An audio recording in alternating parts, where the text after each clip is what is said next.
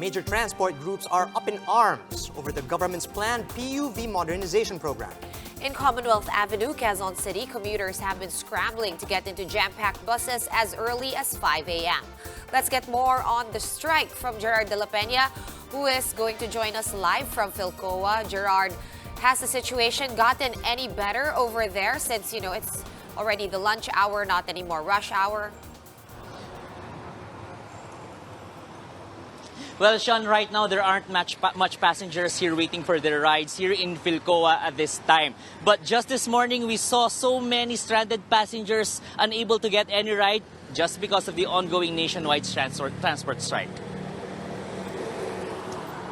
Transport groups PISTON and Stop and Go Coalition, among others, led the transport holiday to protest the government's PUV modernization program.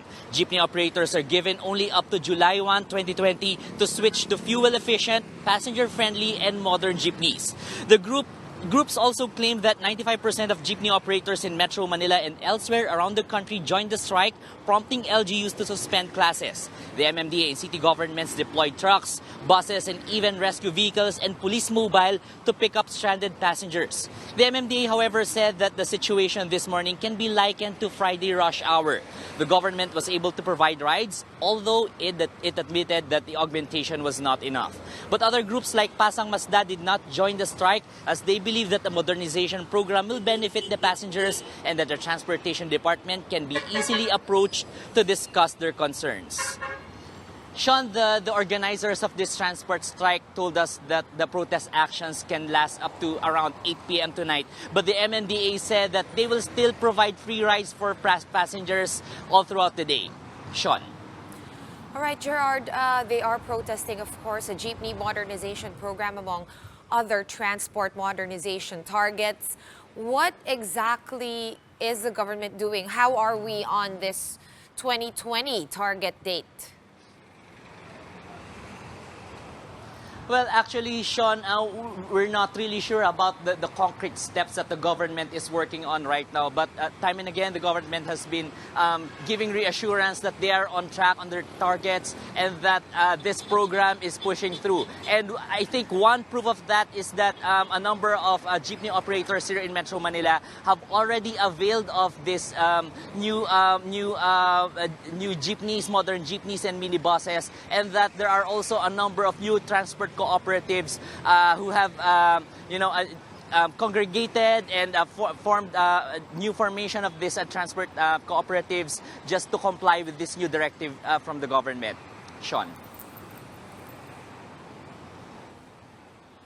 All right, Gerard, some of the concerns of the drivers who are on strike today are that they cannot afford simply to buy new vehicles or they cannot or they'll be buried in debt if ever they do decide to go and purchase a new vehicle. Could you tell us what the government's response is to address this? Well, Charles, the government's response to that ever since this program started is that they can easily avail of cheap loans from the Development Bank of the Philippines and, of course, from Land Bank. And these loans are very affordable and jeepney operators can easily avail of this. And also the government has given instructions to jeepney operators to form into cooperatives so that they can easily finance these new vehicles. Charles. One last question, Gerard. What is the MMDA doing to try to alleviate this transport strikes and its effects, of course? I heard them on the radio on my way here to work, and they were actually refuting the big impact that the supposed transport strike has. Well, Sean, that's the message that the MMDA has been trying to tell everyone, that this transport strike isn't really successful because they were able to provide rides for stranded passengers. They were able to provide these trucks, these buses. They lifted the number coding for public transport, public utility vehicles for today. And I think it helped a little bit. And then for the rest of the day, they'll add some more units to help alleviate the situation that the commuters are facing here. Sean. Yeah, thanks for that, Gerard. That was Gerard de la Peña reporting live from Philcoa. Meanwhile, here are other headlines we're keeping our eyes on. The LTFRB ordered the deployment of additional buses all over the metro to help commuters who are affected by today's transport strike. Some LGUs are also offering free shuttle services for their constituents. Dagupan City, for example, is sending out government vehicles as well as buses, coasters, vans, and trucks for its libreng sakay on top of lifting the number coding scheme. Iloilo and Cebu also mobilized government vehicles to offer free rides to stranded passengers. And there are also free rides in Valenzuela and Caloocan cities. The same goes as well for Pasig City, but only from 1 to 8 p.m. You can also catch free rides in Taguig from 3 to 7 p.m. And here are other places where commuters can avail of free transportation today. In Laguna, Class 2 modern jeeps are offering libreng sakay in Santa Rosa and Calamba. 2 libreng sakay buses are also plying the SM Marikina to Cubao route with pickup points in Santolan. In Butuan City, several modernized jeepneys are likewise offering free rides along the national highway. And Palawan doesn't need such rides because PUJ operations are normal in Puerto Princesa City despite the nationwide call for a transport strike. Commuters in Manila can flag MPD Station 11 on motorcycles. Jeepneys are still seen plying Quezon Boulevard in Quiapo as well as P. Burgos in Ermita. And despite this, the Manila Disaster Risk Reduction Management Office deployed trucks and fire engines to shuttle inconvenienced commuters.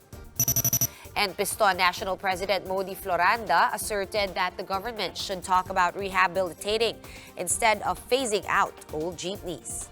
He clarified that they're not against modernization, but their main concern is the hefty price tag of these new vehicles. Ang sa amin ay malinaw, hindi kami against sa modernization na hindi kakayanin ng mga operator na yung mga mamahaling mga sasakyan.